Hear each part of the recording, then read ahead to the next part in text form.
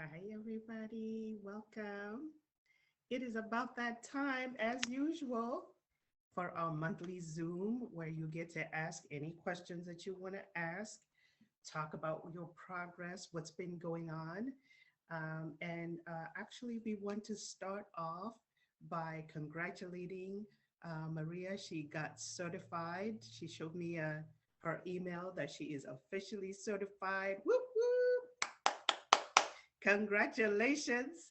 I wonder who's going to be next. So, getting certified is a really big deal because it does a lot for your business, especially moving from the trainee list to the certified list. Your business pretty much explodes. So, if you're thinking about quitting your job, you better keep your eye on the prize because the clients are coming. That's amazing. So, that's always our goal, is to do the things that are necessary to get the necessary credentials, acquire the necessary skills so we can accomplish our goals, whatever they may be. And I'm Roselee, Mathu, here to help you make sure that you reach your goals of owning your own business and making it sustainable and exciting. All right. So while we're talking about building our businesses and stuff, so today I really wanted to talk about complaints. Um, when you're in the course of doing business, right? If you don't get a complaint, this is my opinion. If you don't get a complaint, it means you're not doing something right, right? Because if you're doing things at a level, somewhere, someone is not going to be happy with what you're doing, right? If everybody's happy with what you're doing all the time, you're not doing enough of it, right? Once you start growing your business to a certain place, you start encountering different kinds of people, then you have to learn how to navigate things when they don't go well.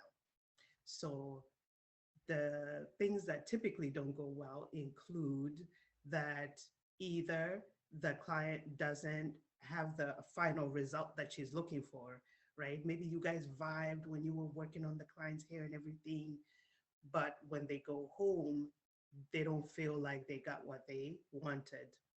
It could also be communication in how you talked about your pricing or some changes that you are making that the client is not happy with, and that in the course of you guys talking about it, a resolution couldn't be reached. So when you're talking to the client for the first time is when you should really try to think ahead about what things might go wrong. And if you didn't think about them ahead of time, at the time that they go wrong, make your uh, resolution be a win-win situation, and then create a policy that will allow you to handle things in the future. So oftentimes I have a transfer client assessment, right? And oftentimes people come to the transfer client assessment for a second opinion because their hair is not performing in the way that they expected. When I'm doing an assessment, I'm looking to make sure that the original sections are there, the numbers of locks are in the are appropriate for that section, and that the sizes of the locks are appropriate for that section. The length of the locks, the pattern is in there, that the locks are developing well. And I'm listening for the interaction that happened between the client and the consultant. I always want to get both sides of the story because the truth, right, is in there. It's somewhere in there in the middle, right? But I prefer that if a client comes and they have these concerns, I prefer to ask who the consultant is and reach out to them to see if they're open to discuss what they could have done to avoid the situation. I typically don't approach them with that you've done something wrong unless what I see on the client's head is egregious, or if in the process of giving the service, something was missed. So those are the two things that usually are a problem.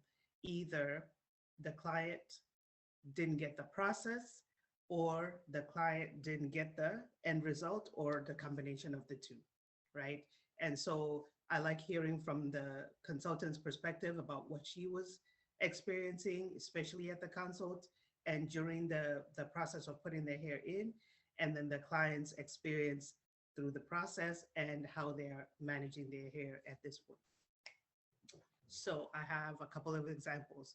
So the first example I have is the client was not happy immediately after the service, but the consultation and uh, the vibe between the client and the consultant was excellent. They bonded.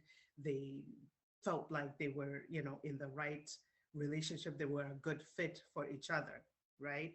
And so because of that, at the very end of the service, when the client was asking questions, that line between uh, being the professional consultant uh, was blurred because of how much intimacy they had gained during that time of the establishment.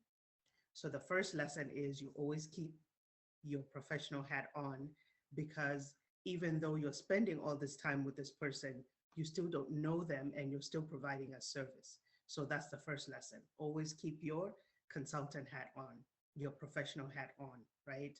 And keep your vision clear to know that in this realm, I am providing a service. No matter how warm and fuzzy it feels, I'm still providing a service, right? Okay, so because the woman fuzzies now were confused with the professional service, when the client expressed that they were not happy or they weren't sure about this end result, the consultant dismissed it because we're girls, right? We're girls, and I got you. Whatever is happening, I'm going to take care of it. Don't worry, right? But the client was not in that space, right? She just paid some money for the hair to look a certain way. This is where now the next step is where things can get a little fuzzy when the consultant has assured, in her opinion, assured the client that everything's going to be fine, but the client has other people giving her feedback, other people who know what sister locks is supposed to look like, giving her feedback that this end result is not correct. So now we have a difference in opinion. The consultant has a willingness to do what's necessary, but the client now doesn't trust you because they've been given some feedback from people that they trust better that this is not correct, right? Luckily for the consultant, she had her network included me. And so immediately after the service, before the client reached out to me, she already had uh, noticed that something was happening and she wasn't sure what it was and she needed some assistance. All right. So I already have the consultant side. The client now decides to come for an assessment and we find out what the issue is. However, the client now does not want to go back to the consultant, which is lesson number 2. Once you break that trust at the very beginning, it's hard to get it back, right? The client does not trust you enough to move forward. And so what ended up happening was the client came for me to do the repairs, and I communicated what to the consultant what I was going to do and what she should have done in order to meet the client's expectations. And so the bottom line for that case was, just because you've done something for one client who had similar hair doesn't mean you do the same thing across the board. Again, we never make any assumptions about people's hair types. We always test using the methods that we have available to confirm that that is what we need to do, because at the end of the day, we're providing a custom service. There's no way that it's ever going to be cookie cutter from one person to the other. And so that was a tough lesson to be learned, but the lesson was keep your professional hat on. 2, A and 2, A and B, right? B, do not assume that one person's hair type is the same because you're always going to run into hair that is an exception. And 3, C, three. You guys bear with me. C, uh, you now need a process to handle situations where the client no longer wants to continue service with you. And my recommendation is that you set aside half of an establishment each time, right? Or the deposit, I don't know, but have a plan in advance. So if your your resolution is if we can't come to an agreement, then I'm going to be giving you back half your money. Half your money says, I did some work, but you were not pleased. And so we're accounting for the work that I did and the fact that you're not happy. So half feels good, right? But in your business, you will make a decision about what is the resolution for the client if they're not happy. The first thing is to make them aware at the console that if they're not happy, they should feel free to let you know and you'll be willing to fix it. If you cannot reach an agreement, then have a monetary solution in advance so that you can part ways amicably with the client being able to use half of the money, right, to get their hair done by somebody else because everybody's time is money. I don't know what you guys think about that, but I feel like it's good to always have that contingency. So I don't know about my A's and B's and ones and twos, but work with me, right? So the first thing is you always keep your professional hat on. The second thing is you will never make assumptions about what to do with any hair type. You will always test it and make sure that you're giving the client what's appropriate for them. And the third thing is that you have a contingency that if we cannot reach a resolution, then this is what I'm going to do in advance. And the client will know that in advance so that there's no need for any back and forth about what they want because you've already stated what you will be able to do. That makes sense. Awesome. So um, there are several ways that you can prevent, right? Several ways that you can prevent having a complaint in the first place and being able to salvage a relationship when things don't go as planned. So the first way you do that is by being well versed in your skill. When you're doing your consults, you want to listen very closely, right, to what the client is saying so that you can address whatever red flags that you hear. For example, when clients are using a lot of product um, prior to getting their hair locked, and you don't pay attention to uh, what they say in the context of how they do their hair, you might flat out ask them, what products are you using? And they come up with this, laundry list of what they do. But then there's also the the feeling around needing the hair to be just so. So sometimes they'll be like, oh, if I gotta go somewhere, I can't just show up looking anyhow. So usually in that case, I would get my little spray, whatever, and I would do this and then be able to leave, or I'm gonna put a wig on or whatever. So that speaks to their comfort level with their hair. And so when they have locks, that comfort level is going to creep up again if they're not where they need to be. So if you hear that I'm doing all these things to my hair in order to feel comfortable to walk outside to be seen, that's a person who you need to dig a little deeper about what is that about, and are you ready for the hair behaving the way that it wants and you accepting that, right? Because at the end of the day, it's about accepting yourself, right? And our hair is just a representation of how we make that journey to accept ourselves completely. If there's something wrong with you stepping outside as is for you, right? You as an individual, you feel that you can't just step outside as is, then internally you're feeling like there's something that needs to be altered about you in order for you to be acceptable to other people, which means you're not accepting yourself in the first place. And that needs to be addressed because the journey of getting locks has a lot of things that are beyond your control that you really must allow the hair to just be.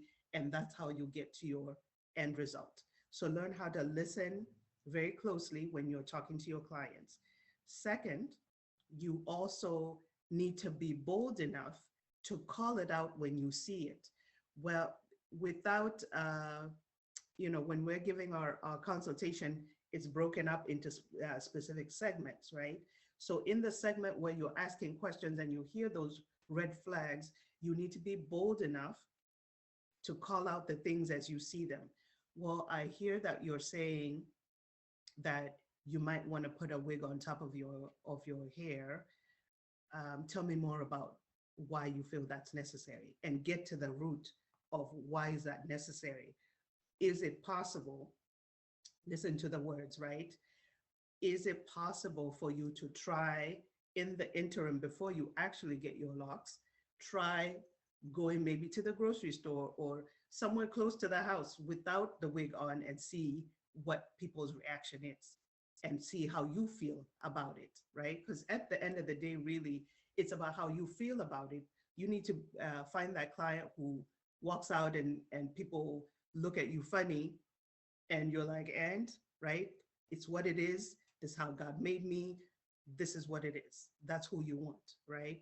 If someone in close to their family is like, I don't like your hair like that, and it's my hair, you don't have to like it. That's the person you want, right? So if they're not in that space, then you need to be bold enough to dig a little deeper with your questions to get to the root of why they feel that way and whether or not they'll be able to make it through the journey of getting locks and all the changes that the hair is going to go through without their ability to control it, right? The lock journey is really an allowing of yourself to be yourself, right? Um, so we've talked about being able to listen. We're talking about being bold enough to address the things that are red flags before we go on to tell the client what needs to happen. And then after you've given what the whole process is, you want to explain that this is how I do business. And if an issue arises, this is how I usually handle it. Feel free to come to me with whatever it is, because we're managing this journey together and we need to be able to be open with, I don't like how this is turning out, or can you explain to me what's happening over here? On the other hand, as a professional, you need to also be open enough to admit that it's a possibility that I made a mistake, and I am willing to investigate it to see where the mistake is, and I'm also willing to fix it. And that's how you strengthen the relationship and build that trust. Okay, so if the client knows that in advance, that anytime any issue comes up, right, they can call you and be like, this is what I'm noticing, and you're not going to jump out of your skin and feel like you're being accused, right? Then they know that they can trust you with the length of the life of their lock journey, right? So some things might feel petty, right? They might feel petty. For example, um, I've had clients call after retightening, right, that I missed a lock. Maybe just one. Maybe they have like 500 plus locks, but I missed one to retighten, right? I it's a possibility, right? It's a possibility. I can't say, because I'm not with them at this very moment, right? I can't say that I didn't do that. So I can only say, oh my goodness, I apologize. When would you like to come and get it fixed? And every time I say, when would you like to come and get it fixed? They will say, it's not that big a deal. I'll come back for the retightening, right? And when they come back for the retightening, I make sure that I follow my process even more closely to make sure that that doesn't happen again. And I ask them to run their fingers through their hair so that they confirm that that thing you mentioned, I addressed it and now it's fixed, right? Again, we're building trust. That makes sense? I've had clients ask me about locks unraveling from the ends, and is that part of their curl pattern, or is that something that needs to be addressed? So in that case, I talk about that during the consult. I talk about slippage, and I talk about if the slippage is at a certain place, then I will definitely need to make a separate appointment, and I show them what slippage looks like. So they're very aware and afraid of what slippage looks like. So when they see it, even if it's like one or two, again, they're going to call and say, this is the observation I'm making about my hair. And nobody's ever accusing me of not doing what I'm supposed to be doing, because that's my perception. If I get a complaint, it's not a complaint, right? The client is making an observation about their hair. They're not saying you did something wrong. They're making an observation. How I take it is where it goes left, because how I take it might be the client is saying that I don't know how to do my job. And that is not what the client is saying, right? So you need to get your mind right, hear what's being said, and agree that there's a possibility that I made a mistake, I left it out, I skipped a spot. It's a possibility. But then when you come back, when the client comes back, you make it your business to address that thing in such a way by improving your process, make it in such a way that it's never going to happen again. And if it does, it's a fluke, right? And you own it, right? There's some things that you can definitely own as the consultant. And then you also put the responsibility back onto the client in terms of showing what they're doing at home in terms of bundling, in terms of how they're shampooing, in terms of any products that they're using that they didn't discuss with you, right? So you want to get your client to a place where whatever they're going to do with their hair, they're going to check with you first, or you guys have discussed it first, and they're not going to seek advice from any other place other than for you, so that you guys always stay on the same page in making observations about what's going on with the hair. And if anything is going on, the issues are all well known, so you know what to address, right? So you know that people have the ability to complain to the home office if they're not satisfied with how a situation is resolved, right? Or there is no resolution. And usually what Sister Locks will say is they'll get the client side of the story, then they'll call you, right? They'll call you and they'll get your side of the story. And again, they're finding that in between place how things could have gone astray, and they'll give you some feedback about maybe next time you could do X, Y, and Z. And in this case, this is what we recommend. Sister Locks hasn't been giving anybody business advice, because what they do is give you the technique, and they give you in general how to run your business, but the details are up to you, right? So it's up to you to set the foundation for how your business should run and have things in writing that need to be in writing. But if you find yourself in a situation where someone has complained to the home office, you need to be receptive to the advice that's being given so that it doesn't tarnish your reputation. I remember I got somebody had a complaint to the home office. It was actually a mentee who felt as though she felt like she was being used for the purposes of building my business. So the way that my mentoring program was structured, it was a non-paying experience. I didn't charge you for coming to do any work, and you weren't being paid. You were just getting the experience when I first started. So this was the trainee's third client. So she had done short hair, the first two establishments, and then the third one, the lady had long hair. And so someone told her that for this amount of work, you should be getting paid, blah, blah, blah. And she was not doing what she needed to do for the client at that time. Because it was her third one, I felt comfortable that she knew what to do. She just didn't want to do it, right? So the service broke down in such a way that I had to step in and finish it. And because my goal was to give her those 3 clients for certification, now that she had dropped the client, I decided that uh, she was out of the training program. And so she thought that I had some power to hold her certification back. So she called the home office to complain about the way I was doing things.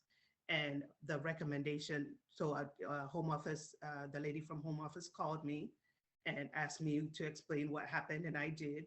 And she said, in the future, perhaps you would have refrained from giving students hair that is so long during the training process because it is frustrating. And maybe you want to make your policies a little more clear about how things go. Do you need some assistance with that? And they were very helpful, right? I was also very receptive.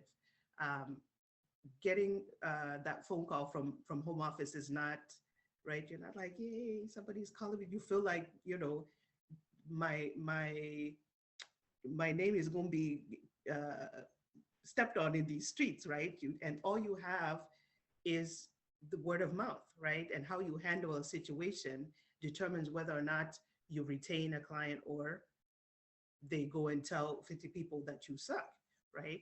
And that's not what we're trying to do. So the lesson that I learned then was to put some things in place in writing that says that this is how this program works, and this is what I'm guaranteeing you to get, and this is how long the program is. So I was more clear about what needed to happen. And from there, I had a better experience with the future trainees because that was my first go round, right? So the bottom line is, please have your,